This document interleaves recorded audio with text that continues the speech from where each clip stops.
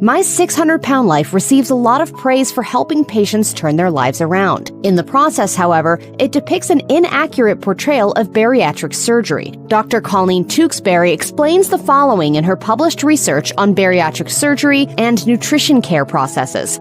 What you see on these extreme shows are only one small component of what it is actually like for patients. For example, one of the many aspects of the surgery viewers may miss or not know from My 600-Pound Life is that patients can still gain the weight back after surgery. According to Mayo Clinic, for the most sustainable post-surgery results, patients must completely change their lifestyle, from what they eat to how active they are. Tewksbury echoed these sentiments in her study, writing, "The surgery is not a cure. Weight management care is long-term and requires lifelong follow-up." Per Penn Medicine News, in their program, patients are typically closely monitored for about 90 days post-surgery, but care does not stop there. They're also provided with a support network and resources that they can easily access. Unfortunately, many patients on My 600-Pound Life gained the weight back or succumbed to their addictions after their time on the show.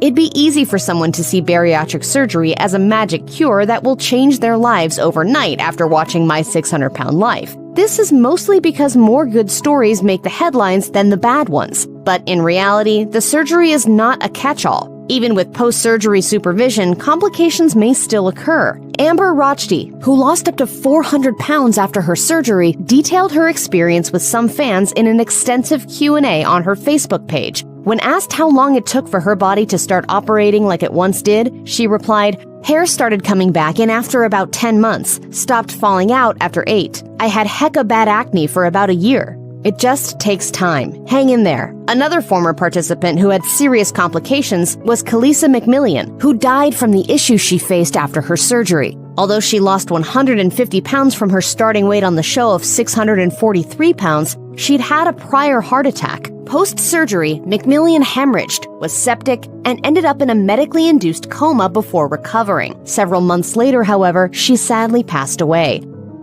Food makes me so happy that just seeing it and smelling it starts to help me feel better and helps with my anxiety. Not only is there a possibility of complications post-bariatric surgery, but patients must undergo strict dietary restrictions for 5 to 6 weeks afterward to ensure the best results. Prescribed by Dr. Now, some extremes include not even being able to consume certain vegetables. And with a diet that has such extreme restrictions, there are sure to be some side effects. Post-surgery patients also have to eat small amounts of food at a time and at a slow pace. Not adhering to these guidelines can result in vomiting and, in some cases, eating disorders. While a liquid diet is a go-to, some people don't recognize the high amount of calories in some non-solids, such as milkshakes and sweetened juices. Dumping syndrome can occur if a patient eats too many sugary foods, leading to uncomfortable symptoms like cramping and diarrhea. Another possibility is developing sensitivities to foods that they used to be able to eat. In some cases, gluten or lactose intolerance is a result. Unfortunately, death is a tragedy that's taken place on My 600-Pound Life, as at least 10 participants have died since its premiere. Take Season 1's Henry Foots. He did everything he was supposed to do, going from 715 to 275 pounds. But just when things were going well, Foots experienced personal troubles, including his father's death. He was also responsible for the death of a woman when the bus he was driving crashed into another vehicle and he ran into the pedestrian waiting on a corner. Foots apparently had a medical episode prior to the crash. He died about a year later. The cause of death is unknown. Gina Crazley also died at age 30, just weeks after announcing she was immobile due to an illness. Then there's Season 6's James Bonner, who committed suicide in 2018. Per the New York Post, his family filed the first lawsuit in a parent suit against the show. Season 5's James King is another patient who tragically died at age 49. Along with his wife, he was survived by 2 sons and 4 daughters. Being that My 600-Pound Life has been on the air for as long as it has, one would assume the patients receive handsome checks for their participation. Yet, even while all medical expenses from the gastric bypass surgery are taken care of, the participants are only paid an appearance fee of $1,500 for the entire year of being on the show. Additionally, they are only given a $2,500 stipend to move to Houston. For context, the average rent for an apartment in Houston is $1,263, and gastric bypass surgery averages around $23,000. Most importantly, however, Dr. Now is reportedly rolling in dough. He is allegedly worth $6 million. However, per Houstonia, Dr. Now isn't getting rich off these surgeries. He went on record saying the following about his compensation for the procedures. Looking at the moral obligation that we've got, you see somebody who has no life who could have a life. We don't need to be rich. We do make a living, but we don't need to worry about making a living out of every patient we see. On the show, participants frequently detail being victims of abuse. Season 6's Shanae Murray, for example, entered My 600-Pound Life at nearly 700 pounds. What viewers learned, however, was that Murray gained all of her weight by finding comfort in food after a traumatic experience as a child. There was one time where we was at my uncle's house and I was molested by my cousin.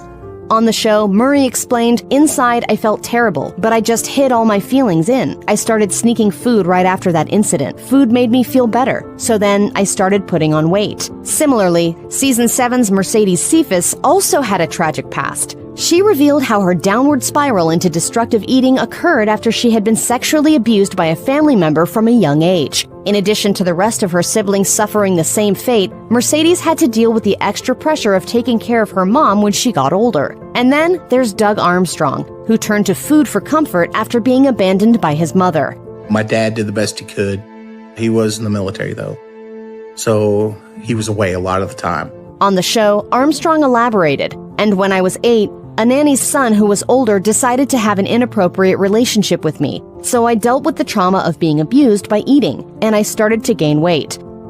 While My 600-Pound Life is a true medical journey with actual surgeries being performed, it's still a television show that answers to ratings. Nothing showed that more than in 2020 when Season 8's Gina Marie Crazley filed suit against Megalomedia, the studio that produces the series. She claimed that the show's producers were negligent and intentionally caused her emotional distress. She also said that they forced her to consume tremendous amounts of food to further her out-of-control eating narrative and to depict her as someone who could not follow the diet. Crazley claimed that the show did not provide mental health resources or give her a psychological evaluation upon arrival. She wasn't the only cast member who took issue with how Dr. Now and Megalomedia ran operations, though. 9 other suits were filed, which a court consolidated into one. Among those was Season 6's Alicia Kiergan. Her suit stated the following. Plaintiff was provided a 5-question mental health survey a couple of hours before her procedure that asked questions with true or false answers. If she answered one of the questions incorrectly, the producers would take the form away and give her another until she answered all of the questions correctly.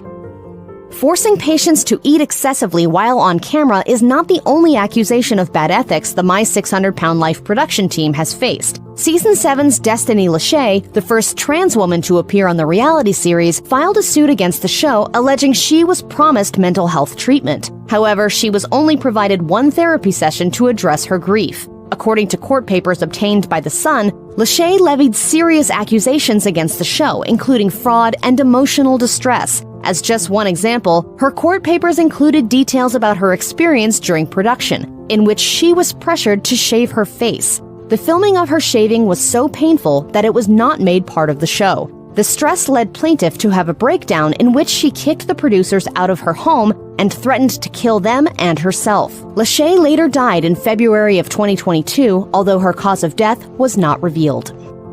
While My 600-Pound Life has a devoted fan base, the notoriety it's gained over the years has unfortunately made some patients become targets of online harassment. One participant, Stephen Asante, faced problems after he left the show, got married, and became a stepfather. It's been nothing but harassment towards me, my wife, and my family, and it sickens me to the core. All I ask is for people to get a life and move on, because not everything you see on television is accurate, but small-minded folks will continue to believe that it is. Similarly, Catherine Lemansky, the fiancée of cast member Robert Bushell, was sent offensive images after he died. I've gotten more lewd pics in my Facebook than the porn industry. I'm not kidding. This is the unfortunate reality of people who appear on television, even if they were only seeking help and not necessarily fame and fortune.